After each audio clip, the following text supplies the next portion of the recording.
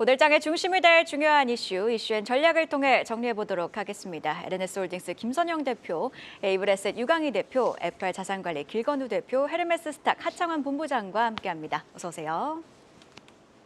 첫 번째 소식입니다. 지난주 4만전자까지 한때 밀렸던 삼성전자가 특단의 대책을 내놨습니다. 10조 원 규모의 자사주 매입을 발표했는데요. 주가 부양 효과를 누릴 수 있을지 김선영 대표님께 한번 여쭤볼게요. 어떻게 보시나요? 일단 적절한 타이밍에 좋은 전략이 나왔다고 생각합니다. 사실 그동안 삼성전자 주가 밀리면서 삼성전자가 아무것도 안 하고 있어서 많은 분들이 걱정하셨을 텐데 그 얘기는 오히려 삼성전자가 쓸만한 카드가 굉장히 많았다는 그런 의미로 해석하시면 될 것 같습니다. 일단 10조 원 규모, 이걸 얼마나 긴 기간 동안 매수할까 봤더니 1년입니다. 이것도 아주 나이스했고요. 그리고 이제 제가 보통 자사주 매입되면 같이 설명드린 거 있죠. 이제 소각에 대한 말씀을 드리는데 그것도 잠시 후 말씀드리겠습니다. 일단 삼성전자는 오늘부터 내년 2월 17일까지 자사주 10조 원어치를 매입하겠다. 1년도 안 걸리죠. 정말 빠른 기간 동안에 매입을 하겠다는 얘기했습니다. 이렇게 시원하게 크게 매입을 해주게 되면 주가 방어 효과가 제대로 나올 수 있을 것 같고요. 제일 큰 포인트가 뭐냐면 하반기에 삼성전자 주가 많이 밀었는데 거기서 외국인들이 수십 거래를 매도했잖아요. 근데 그 금액을 제가 계산을 해보니까 대략적으로 한 5조 정도 나옵니다. 근데 그 금액보다 2배를 우리는 더 매입하겠다는 그런 내용을 얘기했고, 또 재밌는 거는 이 중에 3조를 내가 자사주 소각을 하겠다라고 했는데 외국인들이 매도한 금액 거의 한 60% 수준까지 이제 자사주 소각을 하겠다는 그런 내용이 발표된 만큼 일단 제대로 이제 시행을 한 것 같고요. 그리고 나머지 7조 원에 대해서는 앞으로 한번 좀 생각을 해보겠다라고 했는데, 이 과거에 사실 삼성전자가 이런 주재고 방침을 할 때 한 번에 다 하지 않고요. 일부를 남겨놨다가 천천히 뭔가를 하면서 이제 카드를 계속 내밀었거든요. 그래서 삼성 과거에 했었던 그런 패턴 그대로 나오고 있다는 그런 부분인 것 같습니다. 아무래도 근데 이 돈이 어디서 나올까라고 궁금하실 것 같은데, 제가 보니까 재무제표 좀 따져보니까 3분기 말 기준으로 보유하고 있는 자산이 103조입니다. 아무래도 이 돈을 한 10조 정도 쓰지 않을까라고 생각되고 있고, 원래 이런 현금성 자산은 그런 데 쓰라고 있는 돈이니까 적절하게 잘 쓴 것 같습니다. 한 10% 쓰는 거니까 적절한 것 같고요. 어쨌든 이게 전체 시총의 3.13%에 달하는 규모이기 때문에 지금 삼성전자 주가 하락세를 충분히 멈출 수 있을 거다라고 보고 있습니다. 그래서 저점을 더 이상 깨지는 않겠다라고 생각했는데, 외국인들이 어떻게 나올지에 따라서 다르겠지만 어쨌든 외국인들도 지금 삼성전자를 봤을 때 왜 너희들은 주주 친화 정책 안 하고 왜 아무것도 안 하냐, 니들 나라에서 분명히 밸류업 하는데 왜 니들은 아무것도 안 하냐, 좀 무력 시위를 한 것도 분명히 있어요. 근데 이런 걸 발표해줌에 따라서 분명히 좀 좋게 해석이 되지 않을까라고 생각하고 있습니다. 그리고 과거에 2015년도 10월 달 그때도 삼성전자가 자사주를 활용해서 주가를 부양했었던 기억이 좀 있었거든요. 그때도 좀 먹혔었는데, 그때도 참고로 이제 주가가 2015년 대비해서 주가가 한 2배 정도 올랐습니다. 지금 4만 전자에서 2배 정도 올라도 충분히 가능한 수치겠죠. 이것도 한번 참고해 보시면 좋을 것 같고요. 물론 그때랑 지금 환경이 다르기 때문에 2배가 올라간다고라고 하시는 분이 있을 수 있겠지만 5만 원에서 10만 원 가는 거 사실 가능하잖아요. 불가능한 수치라 보지 않기 때문에 나쁘지 않을 거라 보고 있습니다.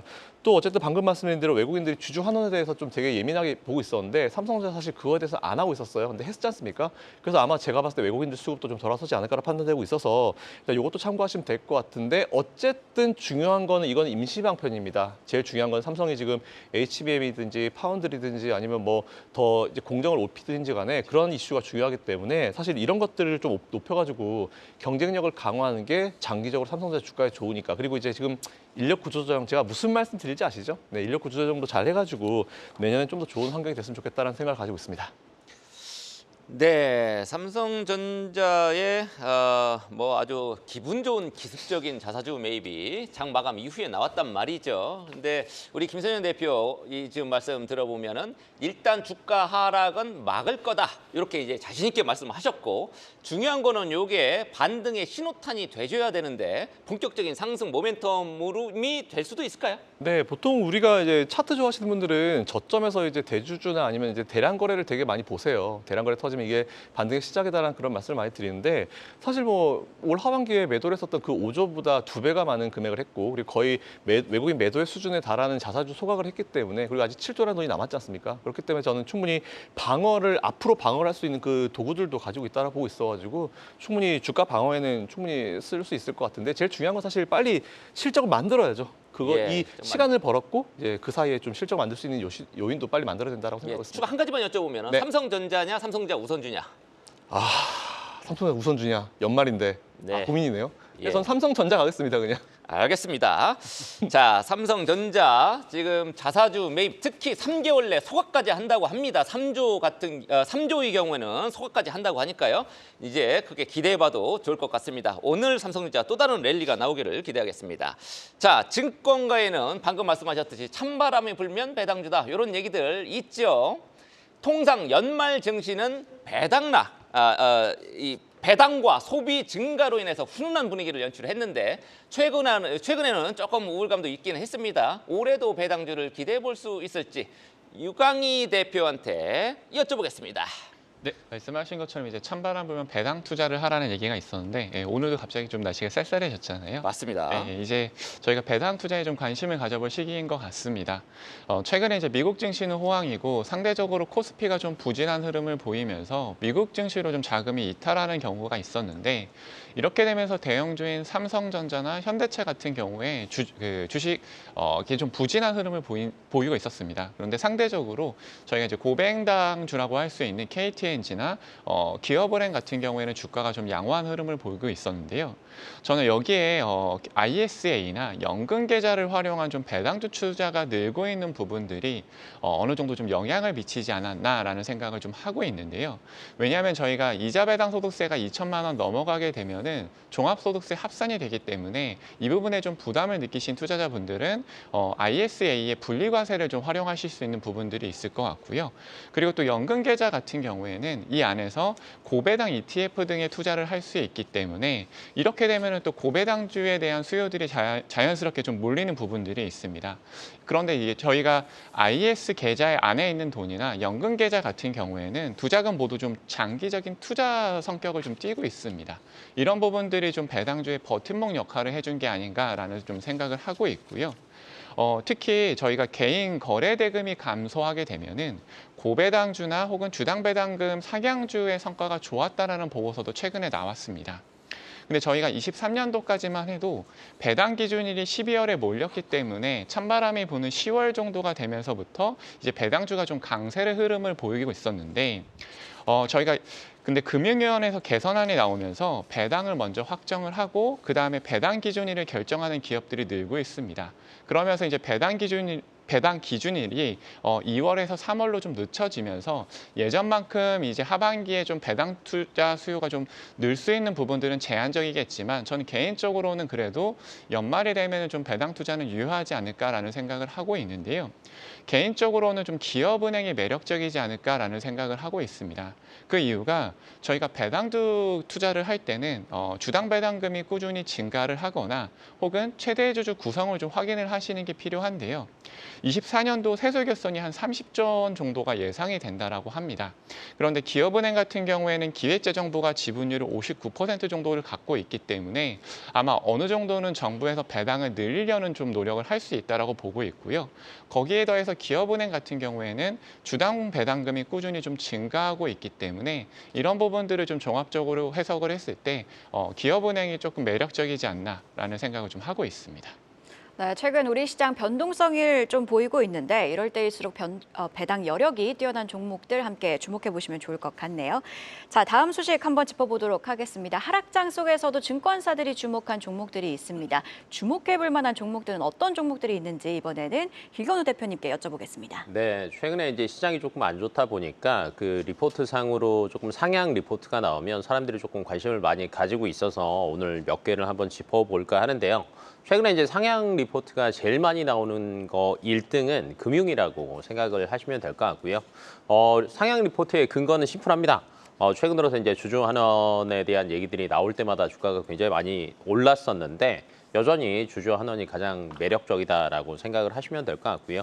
그러다 보니까 이제 올해 최대 상승률을 보였다고 얘기를 합니다. 코스피 대비해서 초과 상승세를 보였던 게 올해가 가장 힘이 좋았다라고 생각을 하시면 될 것 같고 그럴 수밖에 없는 이유가 최근에 그 금융지주사들이 발표한 내용들을 보시면은 저라도 개인적으로는 사실은 관심이 갈 수밖에 없을 것 같아요. 신한금융지주 같은 경우에 내년에 못해도 주주환원율을 40% 이상 제고하겠다라는 얘기들도 계속 나오고 있고요. DGB 금융지주 같은 경우에도 지금 3분기 때 보니까 보통주 자본 비율이 11%가 넘어갑니다. 그러니까 최근 들어서 정말 굉장히 적극적인 모습들을 대형뿐만이 아니라 그 아래 금융지주 회사들까지 보여주다 보니까 조금 매력적으로 보여지는 것 같고요. 근데 다만 이제 한 가지 우려할 점들은 분명히 있습니다. 사실 이제 주주환원을 적극적으로 하기 위해서는 본인들이 가지고 있는 자본 여력이 굉장히 충분해야 되는데 내년에도 사실은 가계대출 억제는 조금 여전히 진행이 될 것으로 예상이 됩니다. 그러다 보니까 올해 기준으로 해서 배당하는 거는 문제가 없을 것으로 보이시지만 내년에는 사실은 조금 줄어들 수도 있다는 것들도 조금 감안을 하시면 좋을 것 같고요. 그다음에 이제 지금 보이시는 것처럼 JB금융이나 BNK나 DGB 보시면은 최근 들어서 주주 환원율이 굉장히 높습니다. BNK 같은 경우에도 50% 이상 하겠다라고 얘기를 나온 만큼 조금 매력적으로 보여지고 있고요. 그 외적으로도 뭐 KB나 신한이나 하나나 우리금융 같은 경우에도 굉장히 많은 금액들을 주주 환원으로 쓰겠다라고 얘기를 하고 있거든요. 그래서 아마 하반기에도 조금 강한 흐름을 보여줄 것으로 예상이 되고 있고요. 그다음에 이제 엔터사들이 최근 들어서 3분기 실적 발표 때 굉장히 실망 매물들이 조금 많이 나왔었습니다. 그래서 그때 당시에 뭐 거의 52주 신저가를 찍은 종목들도 있었는데 그 이후에 조금 되살아나는 움직임들을 보이고 있습니다. 왜 그러냐? 사실 3분기가요 전통적인 비수기입니다. 하지만 이제 4분기부터는 그 업황 자체가 굉장히 좋아지면서 내년 1분기까지 조금 좋아지는 흐름들을 굉장히 많이 보이고 있거든요. 그리고 플러스 알파로 최근 들어서 그 BTS도 내년이면 완전체 컴백한다라는 얘기들도 나오고 있고, 그다음에 이제 YG엔터 같은 경우에는 블랙핑크가 또 내년 하반기에 또 완전체가 복귀를 하거든요. 특히 하이브 같은 경우에는 BTS가 완전체가 복귀를 한다라고 하면 매출이 못해도 현재 기준보다는 1조 원 이상 증가될 것으로 예상되다 보니까 조금 엔터 쪽에 관심이 많이 가고 있는 것으로 보여지고 있고, 그다음에 최근 들어서는 건설 업종에 대한 관심들도 조금 많이 나오는 것 같습니다. 특히 뭐 GS 건설 같은 경우는 수익성 개선될 거다라는 얘기들이 나오는데 기본적으로 이제 국내 주택 공급 같은 경우가 조금 되살아나는 것들이 조금 보이지 않을까라고 대부분 얘기가 나오고 있는데 올해 기준으로 해서 주택 공급이 한 24만 채 그래도 의외로 뭐 굉장히 선방을 했고요. 내년에도 28만 채 이상은 뭐 되지 않을까라고 예상이 되다 보니까 선별적으로 수익성이 괜찮은 건설 기업 같은 경우에는 주가가 조금 움직일 수 있는 구간이라는 거 체크해 보시면 좋을 것 같고요. 또 연말 되면 항상 나오는 게 소비 관련주들이 조금 많이 움직입니다. 특히 이제 휠라홀딩스 같은 경우에도 최근에 이제 재고가 굉장히 많았었는데 이게 어느 정도 대부분 소멸이 되면서 조금 건전화 효과를 기대할 수 있지 않을까라고 이제 4분기 이후부터는 얘기가 나오고 있고, 근데 이제 다만 안타까운 거는 3분기 실적이 굉장히 안 좋았습니다. 근데 이게 왜 그랬냐를 따져본다라고 하면 최근에 급격히 뭐 한 며칠 사이로 추워지긴 했지만 의외로 지금 기간에 이렇게 날씨가 따뜻하다고 하는 것들이 굉장히 많았었거든요. 그래서 3, 4분기 넘어가는 실적은 사실은 별로 안 좋을 것으로 예상이 되고 있고요. 다만 최근 들어서 이제 갑자기 추워지기 시작하면서 겨울 라인들이 조금 팔리기 시작한다라는 얘기들이 조금 나온다라고 하면 주가 회복은 조금 빠르게 나타날 수 있으니까 뭐 각 섹터별로 그 섹터 안에서도 종목별로 조금 다르게 움직일 수 있다라는 거 감안하시면서 대응하시면 좋을 것 같습니다. 네, 지금 삼성전자가 분위기 반전시키기 전까지만 하더라도 증권가에서 하향 리포트들 굉장히 많았었습니다. 이 와중에도 실적을 바탕으로 앞으로 실적이 좋아질 것 같다. 이러면서 이제 목표가를 올리거나 이제 중립에서 매수로 이제 상향 조정한 그런 종목들을 좀 주목해 보자 이런 얘기였고요. 대표적으로 이제 휠라홀딩스라든지 엔터주라든지 금융주들 또 GS건설 이런 종목들 유심히 지켜보자 이렇게 꼽아주셨습니다. 자, 이제 농업도 AI 로봇 시대를 맞았습니다. 로봇 기업들이 농업 혁신에 나서고 있는데 관련해서 주목해 볼 만한 우리 종목 어떤 게 있는지 하청한 본부장한테 들어보겠습니다. 네, 뭐 일단은 농업 쪽으로 보면은 이제 대동과 TYM 정도가 있다라고 보시면 될 것 같은데 기술력으로는 대동이 압도적이다라고 보시면 될 것 같습니다. 게다가 뭐 자율주행 트랙터로 봤을 때는 레벨 3와 레벨 1 정도로 지금 차이가 많이 나고 있다라고 보시면 좋을 것 같고요. 일단은 이번에 이제 대동 로보틱스가 목표 매출을 2029년까지 상당히 좀 크게 상향 조정을 했습니다. 아무래도 이제 자율주행에 대한 트랙터들에 대한 기대감이 높아지고 있고 또 주말 사이에 이슈가 있었던 게 트럼프 인수팀이 자율주행에 대한 규제를 대폭 완화하는 방향으로 좀 진행을 한다라고 얘기를 했거든요. 근데 이제 이쪽으로 넘어오게 되면은 뭐 이제 농업 쪽뿐만 아니라 뭐 로봇이라든지 이제 테슬라의 FSD까지 사실 막강하게 영향을 받을 수 있는 상황이어서 우리나라로 치면은 이제 뭐 퓨런티어 같은 이런 종목군들까지도 같이 관심을 가져보실 필요가 있지 않을까라고 보고 있고요. 사실상 로봇화가 진행이 되고 있다라고 보시면 될 것 같습니다. 그리고 이제 최근에 굉장히 다양한 분야에서 로봇화들이 좀 진행이 되고 있는데 작년 11월 달에 이제 지능형 로봇이 완수가 되고 나서부터 뭐 일개미라든지 배송 로봇에 대한 기대감들도 꽤 늘어나고 있는 상황이고요. 뭐 드론이라든지 최근에 이제 관련된 부분에서도 좀 AI를 탑재를 하는 방향으로 많이 나아가고 있는 상황입니다. 이 역시나 로봇 쪽으로 AI화가 진행이 된다라고 보시면 좋을 것 같고, 뭐 이제 조금 약간 차이는 있지만 팔란티어가 최근에 굉장히 좀 가파르게 주가가 급등이 나오고 금요일장에서도 11% 이상 급등이 나왔다라는 것 자체도 AI 소프트웨어가 어느 정도로 이제 영향력이 커지는지를 좀 확인을 할 수가 있거든요. 그래서 뭐 단기적으로 이 뉴스로만 본다라고 한다면 뭐 대동 같은 기업들을 보실 수 있지만, 저는 조금 더 크게 그려서서 AI 소프트웨어와 로봇 쪽을 조금 더 집중해서 보시면 좋을 것 같고, 우리나라가 이제 이 덩치에 비해서 실적이 안 나오는 부분과 기술력 부분에서 좀 노이즈가 있는 상황인데, 그래도 이제 뭐 도요타라든지 공급을 하면서 레인보우 로보틱스나 이런 쪽에서 좀 좋은 내용들도 나왔기 때문에 향후의 분위기들도 상당히 좀 반전이 되지 않을까라는 관점으로 해당 이슈를 좀 바라보시면 좋을 것 같고, 대표적으로 최근에는 뭐 RS 오토메이션이라든지 뭐 레인보우 로보틱스가 수출이나 이런 좀 협력 관계가 높아지고 있기 때문에 단기적인 관심도로는 좀 보셔도 괜찮을 것 같습니다. 관련해서 세계 1등 농기계 업체인 디어앤코가 있죠. 이번 주에 실적 발표합니다. 관련해서 대동 주가까지 같이 살펴보시죠. 네, 그럼 이어서 오늘 아침에 나온 가장 빠른 리포트와 공시도 함께 확인해 보도록 하겠습니다. 심수영 캐스터가 준비했습니다. 오늘 아침에 나온 리포트 정리해드리는 가장 빠른 리포트 앤 공시 시간입니다. 우선 오늘 신한투자증권에서 비츠로셀에 대해 목표가를 28,000원에서 32,000원으로 상향했습니다. 한편 하향 리포트도 하나씩 짚어보면요. BNK투자증권에서는 두산 테스나의 목표가를 41,000원으로 하향했는데요. 고객사 구조조정 영향으로 실적 성장도 둔화될 것이라 전망했습니다. 한편 SFA에 대해서는 4분기 실적이 다시 정상 회복될 것으로 보이지만 향후 수주 성장 불확실성은 남아있다는 평가를 내놨는데요. 목표가는 27,000원으로 하향했습니다. 또 하나증권에서는 CJ의 목표가를 14만 원으로 내려잡았고요. SK증권에서는 리노공업에 대해 모바일 시장 눈높이를 하향할 필요가 있지만 주가 하락이 과도하다고 평가하며 목표가를 24만 원으로 내려잡았습니다.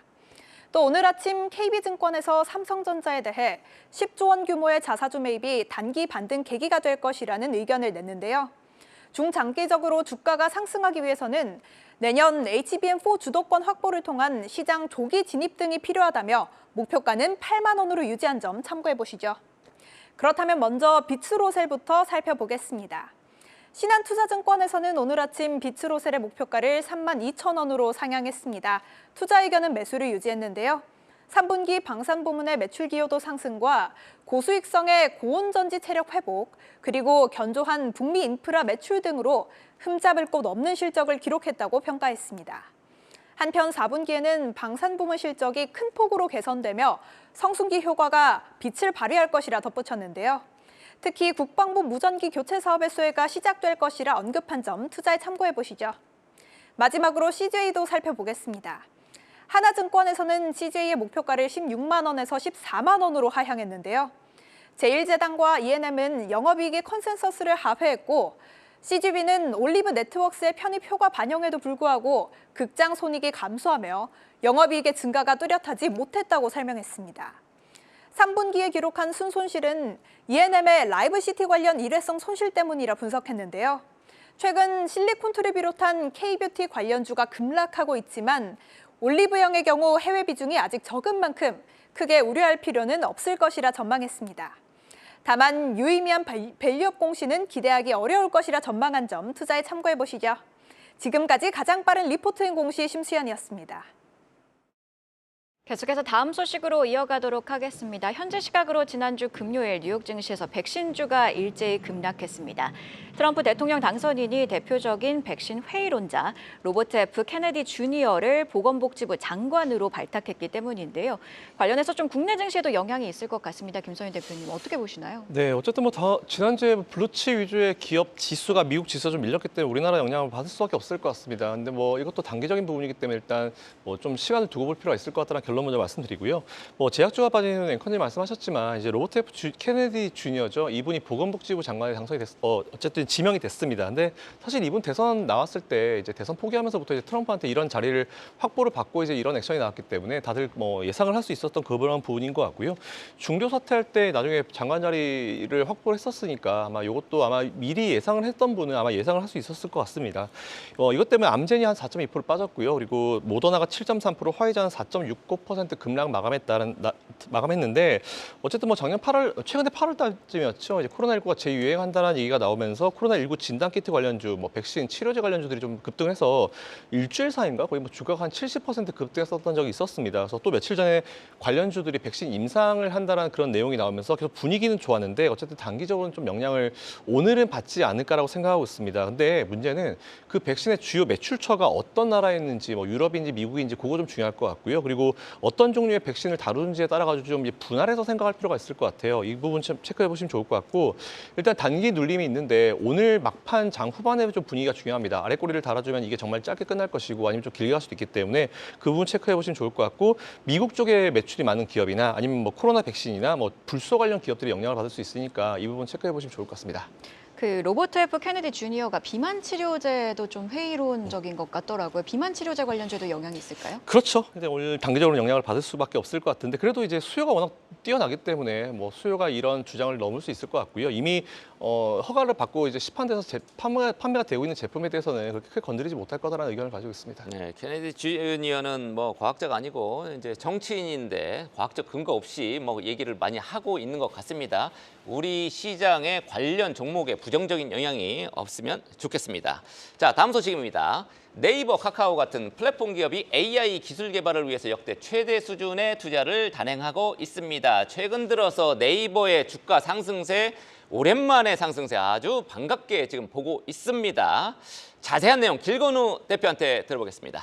네, 네이버, 카카오 가지고 계신 분들이 사실은 AI 관련해서 미국 기업들이 많이 갈 때 조금 소외된 걸 많이 느끼셔서 도대체 언제 가냐라고 이제 고민하시는 분들 굉장히 많으셨을 겁니다. 근데 최근에 데이터를 보니까 그 네이버랑 카카오가 어찌됐건 R&D에 굉장히 많은 돈을 투자하고 있고요. 그 대부분의 것들이 AI 관련된 것에 투자를 하고 있다라고 조금 나오면서 좀 희망을 가지셔도 되지 않을까라고 얘기가 많이 나오고 있습니다. 특히 카카오 같은 경우에도 AI 전담 조직 구성해서 지금 여기에 보니까 3분기에만 그 역대 최대 R&D 투자했더라고요.